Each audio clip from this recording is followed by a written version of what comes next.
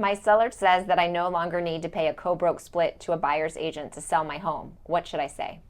I think that's a big mistake. I mean, why would you ever do something that's a disincentive to have people come to your house? I mean, I'm going to say to my clients all the time, why don't you use this as an opportunity to stand out from the rest? How about instead of 2.5% co-broke fee, let's do it at 3%.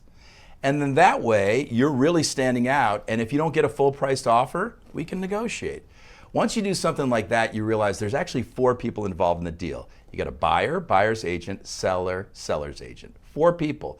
Everybody can get nicked a little bit, but nobody gets bitten. I would tell them, you're absolutely right, you no longer need to.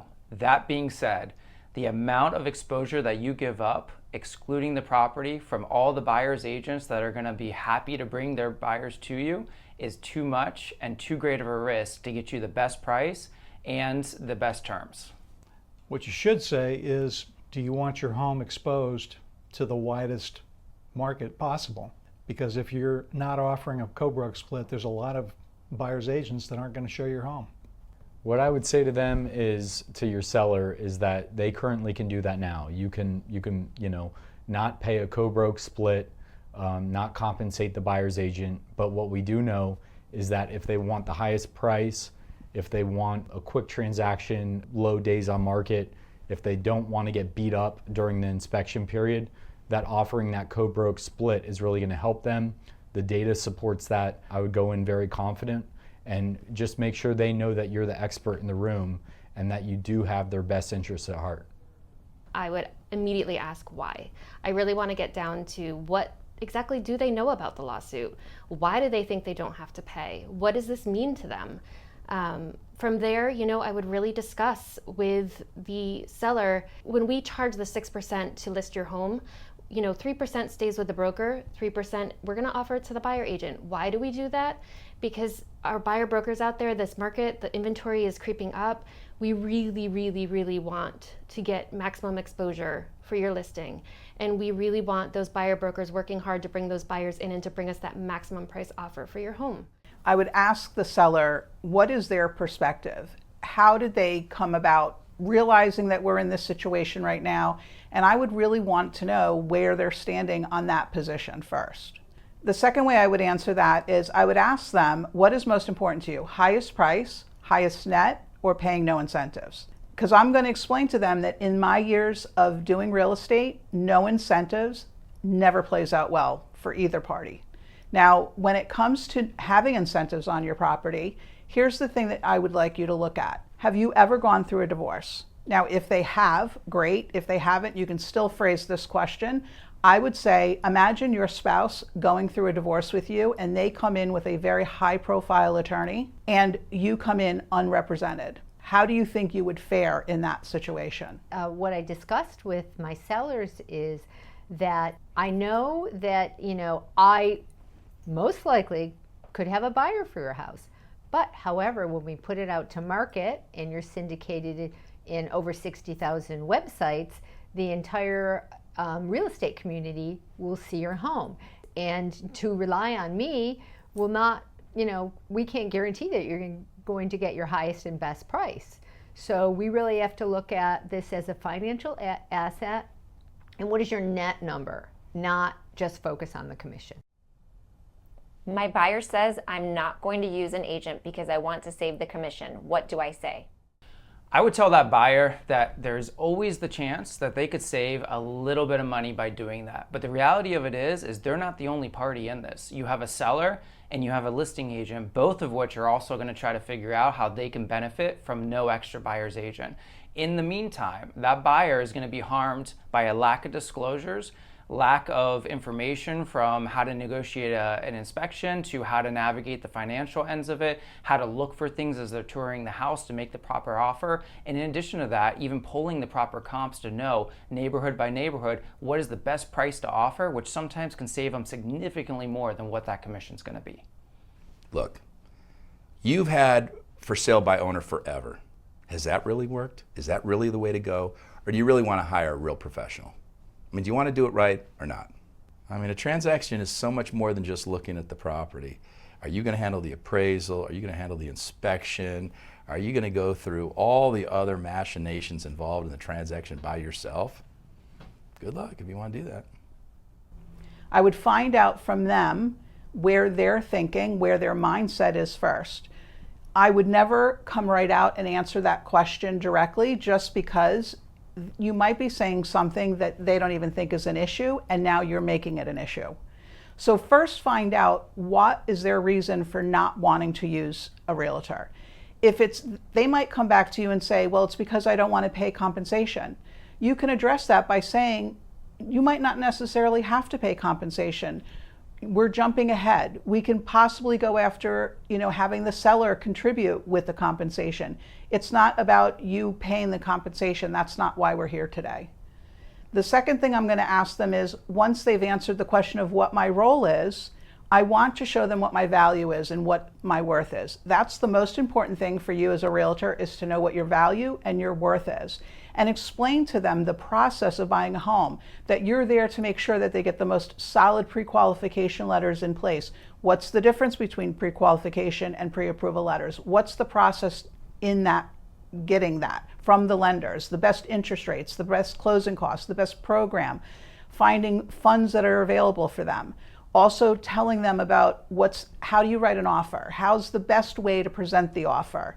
That you're involved in the entire process from beginning to end.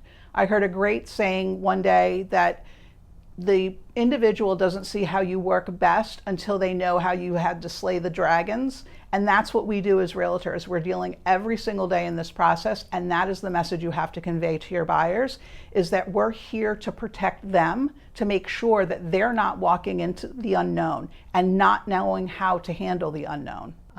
You will want to use a seasoned professional who is knowledgeable of the area, who knows the different agents that are the listing agents, so we can protect you from all the different pitfalls that happen during the transaction.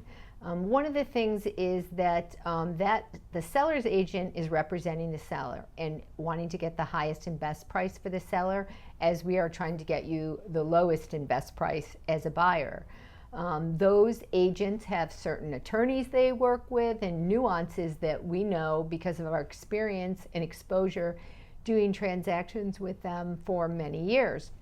It's a protection that you probably wouldn't recognize, but very important in this industry.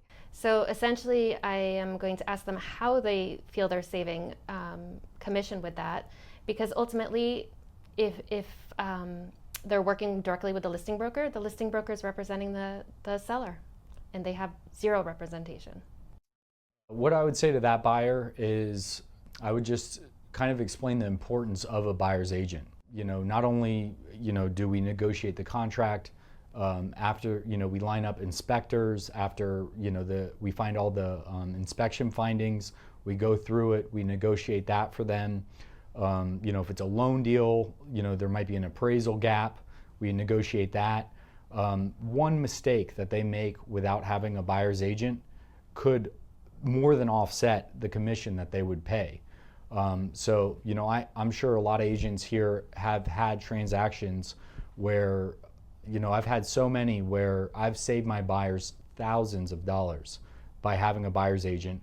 But in addition to that, it's all of our resources after, post-closing, whether it's a painter or a contractor or landscaper.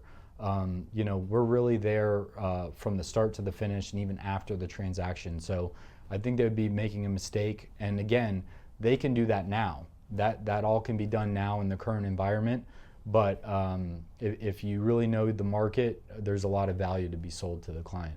So I was representing a buyer recently in Martin County, and the property was recently converted from well water and septic to city water and city sewer. So when I was filling out the contract, I basically selected the option where the seller would pay all assessments in full at closing. The listing agent had no idea that the property was recently converted over. So basically what happened was, at closing, my buyer saved $8,000 that he otherwise would have had to pay prorated annually every year on his tax bill. He was obviously very excited. The seller was not happy, but that's just one small example of what a buyer's agent can do. Just one example that adds a lot of value to the buyer. I'm showing a buyer and I call the listing agent to find out the co-broke split. She said there is no co-broke split or it is less than 2.5%. What do I do? Here's where professionals and amateurs make a difference. And when I say amateurs, this has nothing to do with the time frame that you've been licensed. I would have no problem showing a property because number one mistake that agents make is they read the minds of a seller and you don't know where the seller is sitting today. I would show the property. You can negotiate that. If a seller truly wants to sell, don't not show it because you don't know where they're sitting. How many days on market? Have they become vulnerable? Are they desperate? You don't know any of this. So I would always go ahead and show the property, and then I would have had the conversation beforehand with my buyer, letting them know that there is potential we could go into a place that we're going to have to negotiate commission. And if you let them know that up front, let the buyer make the decision. Do I want to show a property that's paying 0? Do I want to show a property that's only paying 1%, 2%? Are you willing to negotiate it? And let the buyer know that there's ways that we can do that. We can do it through seller concessions. We can do it through them getting down payment assistance. There's so many things that can go into play. I would not shy away from showing properties that are at 0%, 1%, 2%. First thing I'm going to think about when I hang up the phone is, well, I'm going to be getting that listing pretty soon. But I'm just going to tell my client, listen, offer whatever you think you're going to be willing to offer, less 2.5%. Because when the closing statement arrives, the commission for our side is going to be on your part of the ledger. So it's the same thing. Guys, at the end of the day, think about it this way. The world is not coming to an end. All it means is that numbers are going to be moved from one side of the ledger to the other. At the end of the day, sellers are going to sell for whatever net number they're willing to agree to, and buyers are only going to be willing to pay whatever net number they're willing to pay. So you just make an offer less 2.5% because you're going to have to pay me. I love this question, and the reason being is that in the current environment that we're going to be going into, you're going to have to get that buyer's agreement signed. And by getting that buyer's agreement signed, you're guaranteed the compensation either way. So reality of it is I would never not show a property just because they say that nothing's being offered. I want to do what's best for my buyer, and what's best for my buyer might be them paying the commission, it might be the seller paying the commission, it might be the seller's brokerage paying the commission, but we can negotiate that once we've seen it. This question doesn't really impact us because we have that compensation agreement already signed with the buyer. Well, I'm going to show that buyer the property. It may be just the perfect property for them. And we're going to look at all the attributes of the house, the location, and if it's just the right house for them, we will build that commission into the sale of the home. And because we don't want to miss an opportunity for them to find the best house for them. So we will work around that situation. We will not walk away or say we're not going to show the property, but we'll find a way to build it into the transaction. Well, we'll still show the house. And what we'll do is if it's something that you really like, we'll write an offer and we'll write a compensation amount into the contract. So at that stage, hopefully you have already filled out your buyer-broker agreement and you've discussed compensation with your buyer. If not, it would be a great time.